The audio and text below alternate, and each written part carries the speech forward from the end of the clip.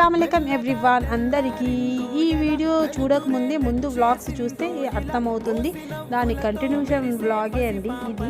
ఎప్పుడు మనం ఇంట్లోనే ఉండి బోర్ కొడుతూ ఉంటుంది. ఇట్లా ఫ్యామిలీస్తో వెళ్తే మనల్ని పిలుచుకొని పోయి అక్కడ ఫుడ్ అరేంజ్ చేస్తే ఎంత బాగుంటుందో కదా. అట్లానే చేస్తారు. అట్లా చేయడంలో మా వాళ్ళది ఫస్ట్ ప్లేస్.